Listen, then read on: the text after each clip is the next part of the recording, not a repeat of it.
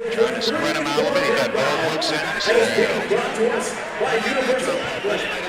know, I think that's just an old school cross the neck choke out. And he just flattened him out and ran that arm all across his neck and just choked him out.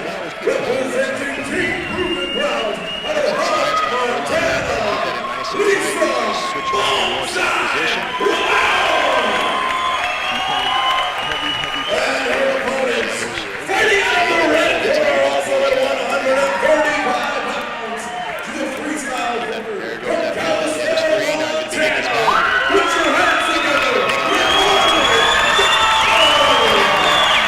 Well, here we go, John Paul, our first female fight of the night. We have one more after this, but let's see what happens here. We've got Cal bringing him out to the center, giving him the last instructions. Once again, as I was saying earlier, no knees to the face in any position. You can knee to the body.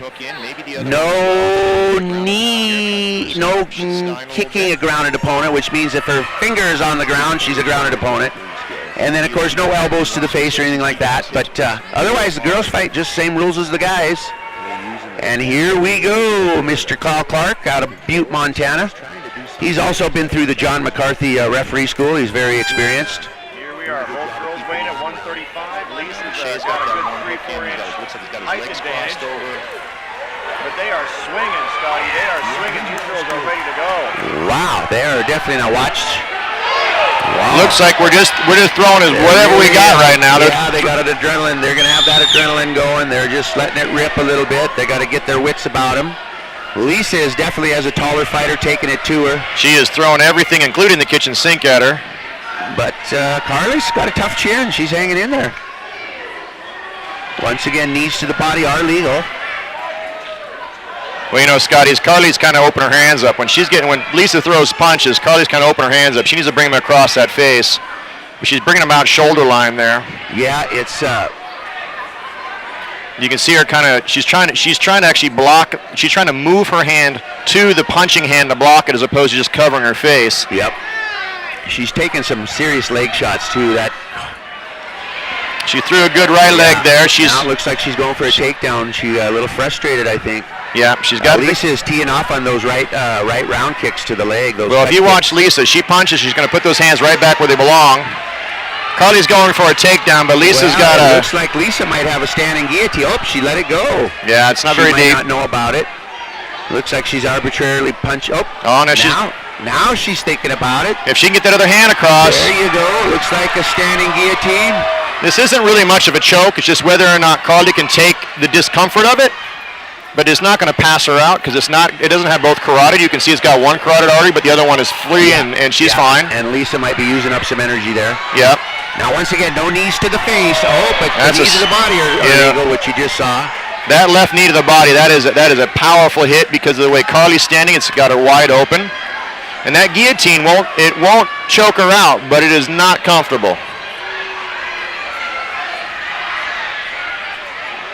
Yeah, Lisa's getting a little tired, it looks like. If she were to grab that guillotine, she could certainly arch her back and probably finish the fight. Yeah, she needs the other hand. She needs her other hand to do that. Yep. She's got her left hand under, but she's got to take that right hand, and she's got to sink that right hand in there and use that right hand to pull the left hand up and make that left hand a blade against that throat, and then that choke will happen instantly. Yep. I have to take my hat off to Karli if I had one on. Volkman, she is a strong fighter out of Kalispell here. She's getting a good neck. She's getting a good neck workout, that's for sure. She's definitely giving Lisa all she could do with the. You know, she just might get frustrated. No, she's just frustrated. Tapped, yeah.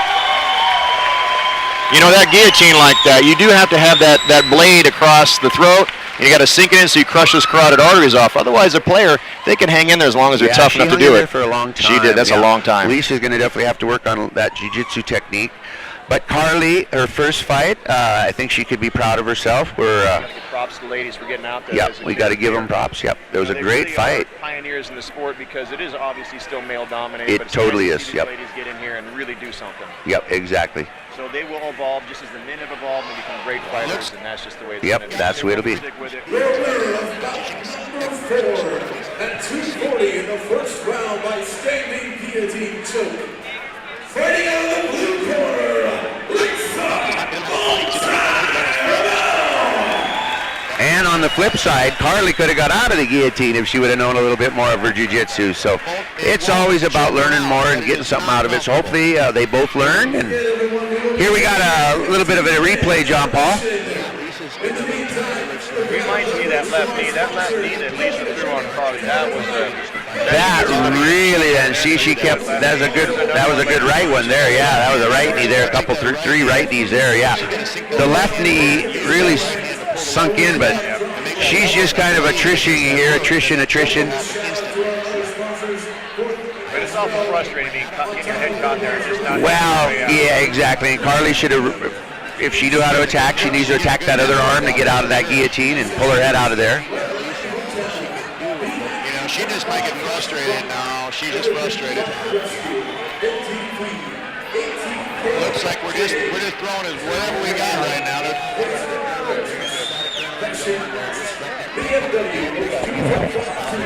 No, we're there. She is throwing everything, including the kitchen sink.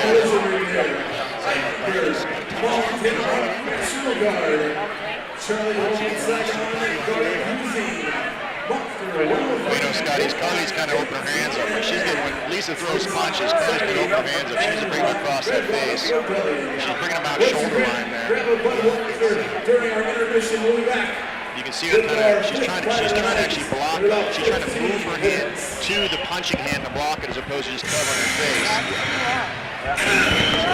All right, John Paul. It looks like we're got a little intermission here, but we got a couple of replays here. The ladies' fight was actually a pretty darn good fight.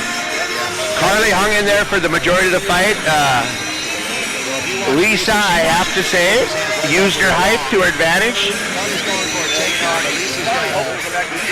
Watch it and see, in the beginning she had her hands out of shoulder width and she was trying to sort of swat those punches away as opposed to just let those punches come to her, cover the head, duck the chin, and not worry about it so much. But by trying to swat a punch like that, you're going to eat a few. Well, she hung in there really strong right there and didn't allow her to take it. What you want to do in this, you want to grab the opposite hand, not the hand that got the neck, but the arm that's trying to control it. And nice, that was the knee you were talking about, that left knee. That one's funky pretty deep. But hopefully she'll go back to the gym and her coach will show her how to get out of the kicking. Because it's not really a big deal.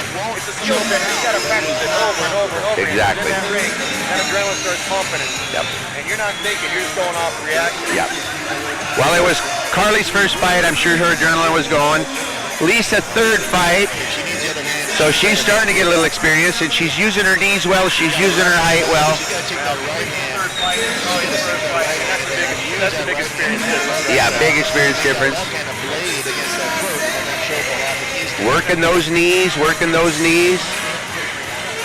Center rep is doing a good job. He's looking for anything that's not supposed to be happening. He's looking for tap out, keeping everybody safe out, keeping where they ought to be. He's trying to set that in. She's got her a little bit there, yep. She had her synced in a little bit there. I think her jaw was